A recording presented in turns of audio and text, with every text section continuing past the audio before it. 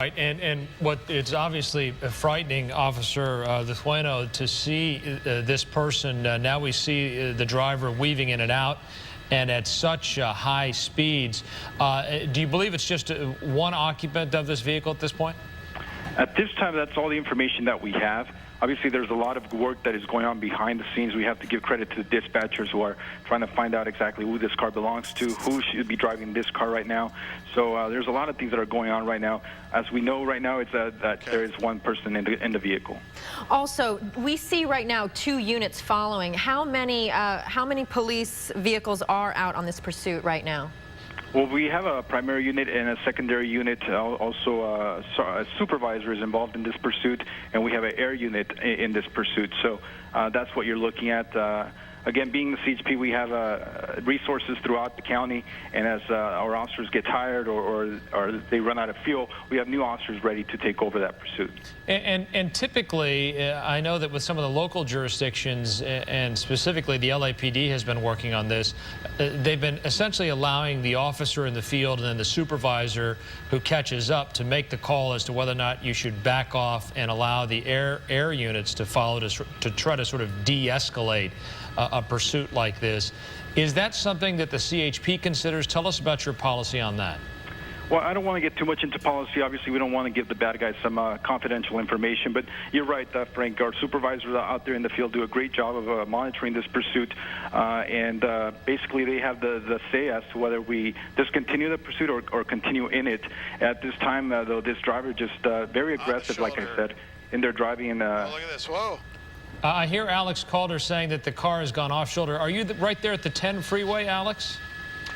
That's right. He's just past the 10 overcrossing here, and he had to make a pretty evasive lane change there as he was running out of right shoulder there. Of course, those CHP officers had to evade that spot as well there. So that was kind of a tough spot. You can see right now CHP right behind him again. But we can tell you that as we look up ahead, that northbound 405, and he is committed to the north 405. He's passed his opportunity for the 10 now.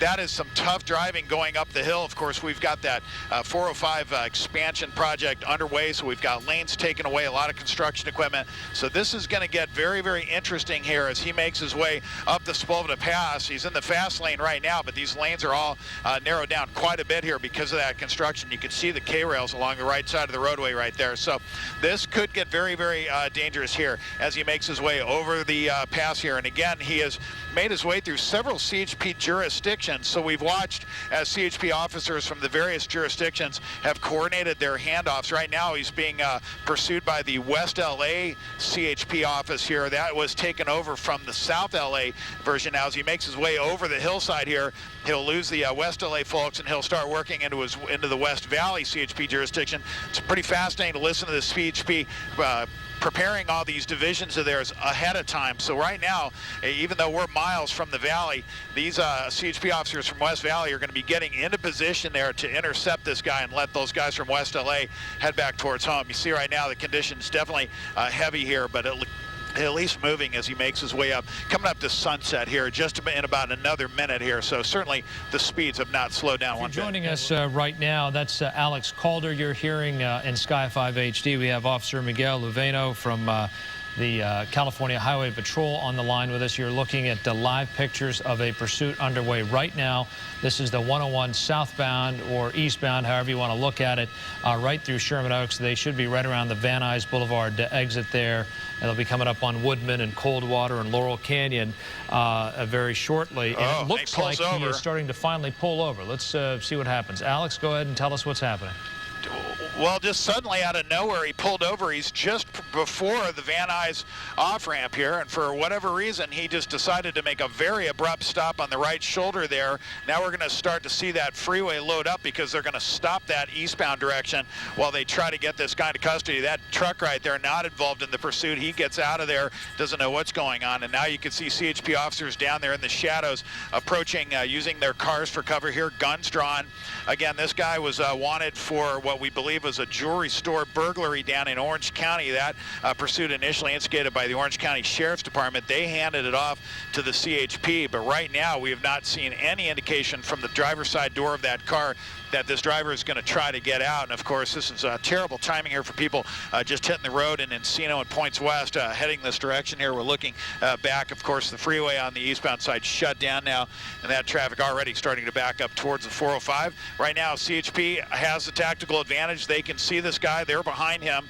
Right now, the only thing that could throw a wrench into things is if this guy were to take back off again. And there was really no indication that he ran out of gas. It just seemed like a very quick, intentional move to the right shoulder there. Of course, we'll find out when the investigation's all done here, but right now CHP waiting for this guy to make a move. Boy, you don't see that very often, and you know, it would take special circumstances for the CHP to feel safe enough to go ahead and approach this vehicle. And of course, normal protocol would be that they would call this person out of the vehicle, have them put their hands up, and go through a series of steps to make sure that that the officers were safe here. But look at this guy appears to have holstered his weapon. Now, of course, you've got four other officers right there in close proximity that can take care of this situation, but it looks like this lead officer right here on the driver's side is actually trying to negotiate with what we now understand is a woman driver here. We've also heard that they're calling for CHP to block off the westbound lanes, and as I look out the window right now, I can see that that's exactly what's happening here. So it's only a matter of minutes before all the traffic on the opposing lanes of traffic clears out here as well. So look at this. Now they pull a cruiser right in front, so they have nowhere to go. This woman has nowhere to go. They're feeling confident that they can get right in there and deal with her on a face-to-face level. But again, that's very, very unusual here, and certainly puts those officers in a bit of risk. They don't know if this person is armed or not. They don't know everything involving background on this person. All they know is that this person was responsible for a burglary in Orange County. So again, right now, interesting tactics underway here, and they're trying to get this woman to come out peacefully. Here comes another cruiser that's going to pull up right behind. So there's nowhere for her to go right now, and that is great tactical planning by CHP there to prevent this woman from going ahead and continuing on her way now. It's just a matter of, there you go. Now the door comes open, and they pull her out and take her into custody without incident. But that was certainly one of the more amazing and really bizarre closures to a pursuit that we've seen in some time. But this woman now in custody. They've cleared the vehicle, and they should hopefully be able to get the freeway reopened here shortly. But